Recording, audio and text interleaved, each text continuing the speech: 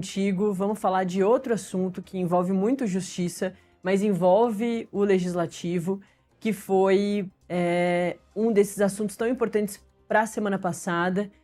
Teve um que foi a rejeição do Jorge Messias, que também tem tudo a ver com o legislativo e judiciário, e também com o executivo, que foi uma indicação do presidente Lula que foi derrubada pelos parlamentares.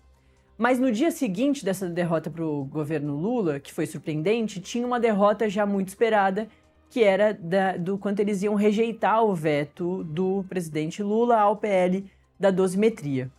O PL da dosimetria é aquele projeto de lei que reduz as condenações daqueles condenados principalmente da destruição da Praça dos Três Poderes em 8 de janeiro de 2023. E aí o ministro Alexandre de Moraes, do Supremo Tribunal Federal, considerou prejudicado o pedido apresentado pela defesa da cabeleireira, a Débora Rodrigues dos Santos, a tal Débora do Batom, que já pleiteava a redução da pena após a derrubada do veto ao projeto sobre a dosimetria.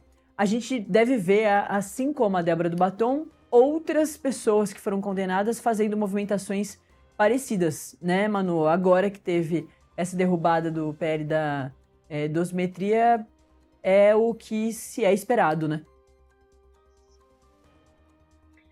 Nath, eu vou voltar um pouquinho para a gente entender até o caso da Débora do Batom e essa aplicação, né, agora do PL da dosimetria.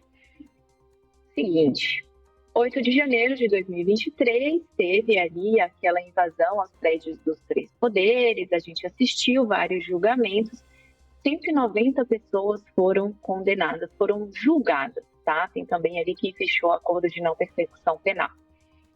E algumas penas são muito altas, Nath. A gente tem pena ali de 17 anos para esses invasores, tá? A gente tem pena de 17 anos, 16, 15, 8, 10. Essas penas, como eu falei aqui no caso do Walter Delgatti, elas ensejam regime fechado, porque elas são acima de 8 anos. No caso da Débora do Batom, ela foi condenada a 14 anos de prisão. Né? Ali tem um amplo lastro probatório analisado pelo Supremo Tribunal Federal. A Débora, ela é cabeleireira, né? Ela veio até Brasília, tem muitos vídeos, né? É uma peculiaridade mesmo dos condenados do 8 de janeiro ter muitas provas contra eles em material filmado, porque eles postavam muito na internet, né? Então, ali no momento da invasão, tem incitação ao golpe, tem ali a questão mesmo deles invadindo, né, o Congresso, o Palácio do Planalto, o STF. Por fim, ela foi condenada a 14 anos de prisão. Aí a gente vai lá para o Congresso Nacional e para o presidente Lula. O presidente Lula teve, de fato, 2 derrotas na semana passada, 2 derrotas pesadíssimas, que foi aí a questão do Jorge Messias, que aí 130 anos, né, que não havia uma negativa de indicação para ministro do Supremo Tribunal Federal. Desde a redemocratização foi a primeira vez que um indicado pelo presidente da República não conseguiu passar para o cargo. No dia seguinte, ele perde aí o veto que ele tinha dado ao PL da dosimetria. E aí, Nath, o que consiste mais ou menos? Por que essas penas caem agora com essa aprovação do Congresso? Essas regras do PL da dosimetria, eu vou explicar bem por alto, tá? É o seguinte, ela diz que as pessoas que não podem ser somadas as penas de 2 crimes para definir a pena final.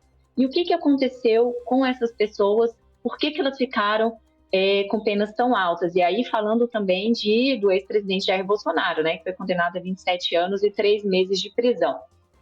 Na hora de julgar, o Supremo Tribunal Federal, ele uniu as penas do crime de abolição violenta ao Estado Democrático de Direito com o crime de golpe de Estado. Ele uniu essas 2 penas. Então, o crime de abolição violenta do Estado Democrático de Direito, ele tem pena prevista máxima de 8 anos. E o crime de golpe de Estado, de 12 anos. Então, realmente são penas muito altas. O projeto de lei agora, né, eu não vou dizer que é lei ainda, porque não foi promulgado, mas a gente já entra nisso. O projeto diz que deve prevalecer a pena do crime mais grave, que é o crime de golpe de Estado. Então, retirando essa soma, as penas caem. E aí isso vale para todos os condenados, né? Só que tem um porém. Essa lei precisa ser promulgada. O PT já deixou claro que o presidente Lula não vai promulgar essa lei. Ele não vai assinar, ele não é a favor, o clima está muito complexo aí, né, nesse quesito da dosimetria, e ele não vai assinar. O presidente não assinando, quem assina? O presidente do Senado, Davi Alcolumbre, que a gente viu ali na indicação de Jorge Messias, ali após a sabatina, né, na votação de aprovação ou não, Davi Alcolumbre comemorou, né? A gente colocou aqui em alguns vídeos, ele, na hora que Jorge Messias foi reprovado, ele comemorou ali. O clima era meio de Copa do Mundo mesmo, Nath. A gente que estava assistindo ali, né? Ele estava bem efusivo. E aí, no dia seguinte, derruba também ali para uma articulação do Senado Federal. E agora, quem será o responsável por promulgar essa legislação com essas previsões de redução de pena, justamente pela impossibilidade de unir as penas desses dois crimes, é também Davi Alcolumbre. Essa lei foi promulgada? Ainda não. Então, o que acontece? O ministro Alexandre de Moraes, ao analisar o pedido da Débora do Batom, ele falou, olha, a lei ainda não está em vigor, então eu não posso analisar uma coisa que não começou a valer. E isso vai valer para os outros casos, Nath. Desses 190 condenados, eles só vão poder pedir quando essa lei estiver, de fato, valendo, né? E ainda vão passar pela análise do relator do caso, que, né, é o ministro Alexandre de Moraes, para saber da aplicação da lei. A justiça, ela não age de ofício. Então, não adianta a lei ser promulgada e os condenados acharem, agora vai reduzir automaticamente. Não é assim.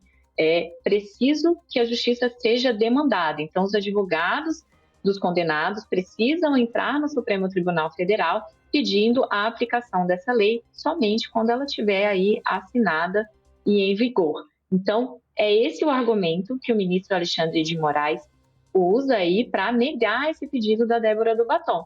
Se a gente lembrar, Nath, lá atrás, essa lei da dosimetria, o PL da dosimetria, ele também está aí bem associado ao voto do ministro Luiz Fux, aquele voto que a gente acompanhou aqui durante horas e horas a fio, que ele fala que não deveria juntar as duas penas, né? Ele traz também, ele trouxe no voto dele, que foi um dos votos contrários ali na primeira turma, até para a condenação ali dos integrantes do Núcleo 1, né? Que era Jair Bolsonaro, Anderson Torres, Almir Garnier, enfim, todos aqueles integrantes do núcleo crucial, né, dessa trama golpista, ele traz os mesmos argumentos que hoje estão aí previstos nesse PL da dosimetria. Uhum. A gente vai continuar falando sobre